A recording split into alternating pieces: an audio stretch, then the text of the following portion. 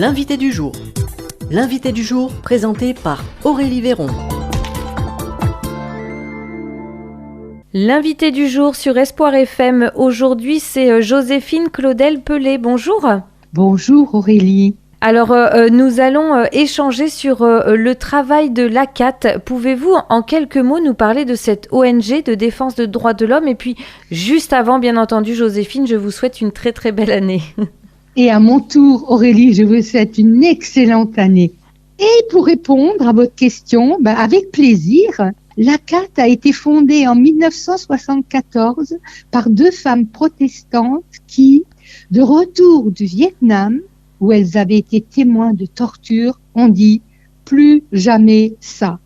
Révoltées, ces deux femmes qui croyaient en l'humain et qui croyaient en Dieu ont parcouru la France pour dénoncer la pratique de la torture, en usage dans la plupart des pays du monde, avec le soutien d'Amnesty International, une ONG fondée en 1961 par un avocat londonien, M. Peter Benenson. Elle fonde l'ACAT, Action des chrétiens pour l'abolition de la torture. L'action de notre ONG est basée sur des valeurs chrétiennes, comme on peut le lire dans l'évangile de Matthieu 25, versets 39 et 40, qui dit « Quand avons-nous vu malade ou en prison, où sommes-nous allés te voir ?» Et Jésus répondra « Je vous le dis en vérité, toutes les fois que vous avez fait ces choses à l'un de ces plus petits de mes frères, c'est à moi que vous les avez faites. » Et sur l'article de la DUDH de 1948, c'est la Déclaration universelle des droits de l'homme qui stipule « Nul ne sera soumis à la torture, ni à des peines ou des traitements cruels, inhumains ou dégradants. » L'ACAT veille aussi sur le respect des droits des personnes plus ou moins arbitrairement détenues. Elle défend le droit d'asile et sa mission consiste à protéger les victimes. L'ACAT lutte aussi pour l'abolition de la peine de mort, qui est sans nul doute le traitement le plus cruel et inhumain qui soit. Joséphine, le 7 décembre, vous avez fêté un anniversaire assez important, les 50 ans de l'association l'ACAT, donc 50 ans qu'elle a été créée. Est-ce que vous pouvez nous en parler un petit peu de cet événement ? Absolument, car c'était une très belle fête à Agen, de 14h à 18h. Donc, comme vous l'avez dit, le 7 décembre, nous avons reçu 4 intervenants spécialistes du monde judiciaire. Et cette table ronde était sur le thème « Coupables et victimes face à la justice ». D'ailleurs, Aurélie, vous l'avez enregistré pour Radio Espoir. Nos auditeurs pourront-ils l'écouter ? Oui, bien sûr, on travaille dessus, on pourra l'écouter très, très prochainement. On fait le maximum, on le préviendra bien sûr à nos auditeurs pour qu'ils puissent l'écouter. C'était vraiment en effet très, très intéressant. Mais c'est super. Et après, il y a eu un goûter et partage convivial pour fêter cet anniversaire. Et enfin, un spectacle théâtral proposé par l'artiste Rémi Boiron de la Compagnie Humaine sur le thème de parcours de migrants. Il avait choisi un titre « Saga de Racine ». Il y avait beaucoup de monde ce 7 décembre à Agen ? Oui, environ 120 personnes se sont déplacées malgré le mauvais temps et les problèmes de stationnement quasiment inexistants pour cause de travaux. Je tiens à leur dire encore merci d'être venus. C'était une belle journée. Est-ce que vous avez aussi une bonne nouvelle à partager pour ce mois de janvier qui démarre ? En effet, cette bonne nouvelle nous vient d'Égypte. Elle concerne Mahmoud Hussein, libéré définitivement. En 2014, Mahmoud Hussein est emprisonné et torturé pour avoir porté un t-shirt où était écrit « Une nation sans torture ». Libéré, il est à nouveau arrêté en 2023. Finalement, et avec l'action de l'ACAT, il a été définitivement libéré le 26 août dernier. L'ACAT France se réjouit de cette nouvelle. Pour nous aussi, c'est réjouissant.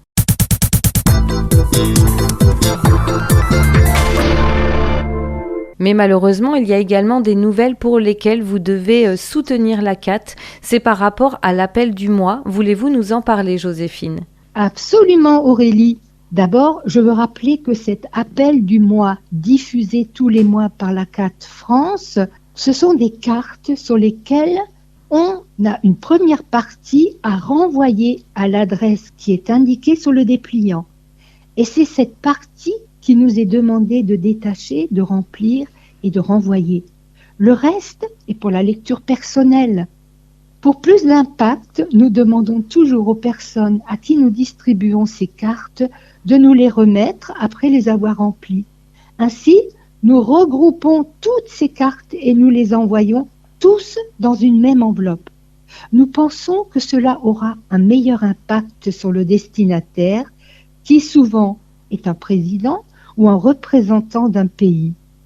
Ce mois, par exemple, nous devons les renvoyer à son Excellence Massoud Pezeshkian, président de la République islamique d'Iran, mais à son ambassadeur qui se trouve à Paris. Le sujet évoqué sur cette demande est pour le mouvement de résistants en Iran. Je voudrais vous en dire un peu plus. En septembre 2022, une femme, Mahsa Amini, a été frappée à mort pour un hijab, un voile mal porté. Cet événement a donné la création d'un mouvement féminin, Femmes, Vie, Liberté. Ce mouvement est centré sur les droits des femmes. Il dénonce les violations des droits humains. Elles sont courageuses et déterminées, un vrai symbole d'espoir pour un avenir sans oppression. Alors soutenons-les par notre action pendant tout ce mois de janvier. Dans une autre partie de cet appel du mois que vous conservez, vous pouvez soutenir la CAT France, commander le journal humain, faire un don, mais cette partie reste une décision personnelle. En conclusion, vous aimeriez encore nous partager quelque chose ? Oui, la CAT France ne peut exister que si nous travaillons ensemble pour la soutenir et répondre à ce besoin de s'investir une fois par mois et de signer cet appel du mois. Et puis, pour finir, je vous propose de faire une prière. Seigneur, nous ne savons pas ce que sera l'année qui commence, ni pour nous personnellement, ni pour l'humanité. Et c'est donc avec un mélange de crainte et d'espoir que nous voulons te la confier cette année. Crainte face au risque de maladie, de violence, de conflits et de guerre.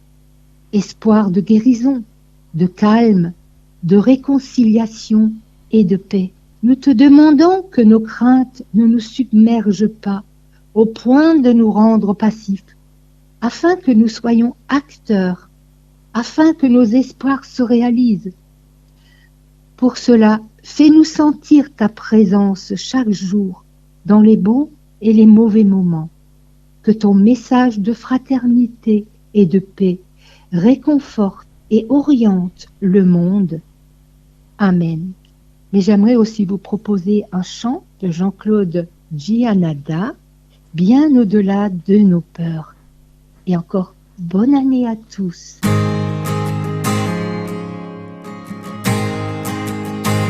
Bien au-delà de nos peurs, tout au fond de nos cœurs, saurons-nous découvrir une fleur. Malgré la nuit, les orties et la pluie dans nos vies, accueillir l'arc-en-ciel aujourd'hui. Bien au-delà de nos peurs, tout au fond de nos cœurs, saurons-nous découvrir une fleur. Malgré la nuit, les orties et la pluie dans nos vies, accueillir l'arc-en-ciel aujourd'hui. Au-delà du passage des mots creux du langage, saurons-nous essuyer d'autres yeux. Et malgré ces silences, sa présence en l'absence, allumer en son nom un grand feu. bien au-delà de nos peurs, tout au fond de nos cœurs, saurons-nous découvrir une fleur. Malgré la nuit, les orties et la pluie dans nos vies, accueillir l'arc-en-ciel aujourd'hui. Au-delà de l'abîme du désert qui décime, saurons-nous désirer l'eau du puits? Et malgré la blessure, les pourquoi et l'usure, deviner le regard de l'ami.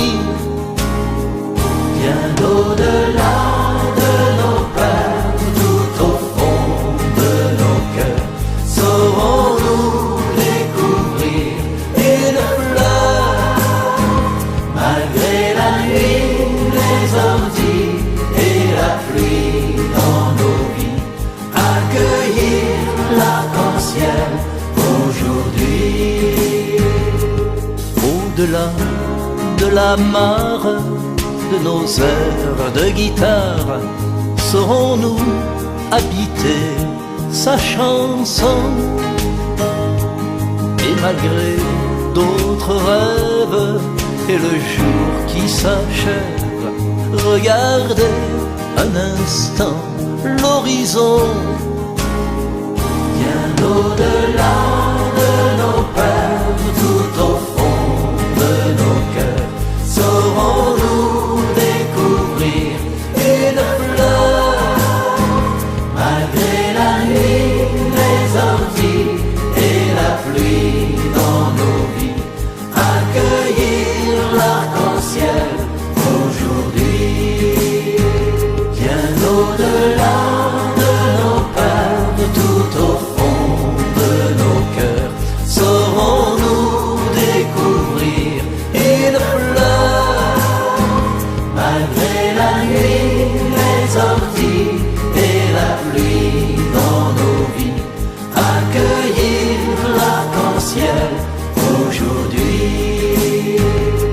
Accueillir l'arc-en-ciel aujourd'hui. Merci Joséphine Claudel Pelé. Je le rappelle, vous êtes la représentante en Lot-et-Garonne de l'association ACAT. Merci à vous, à très bientôt, au mois prochain. Oui. C'était l'invité du jour présenté par Aurélie Véron.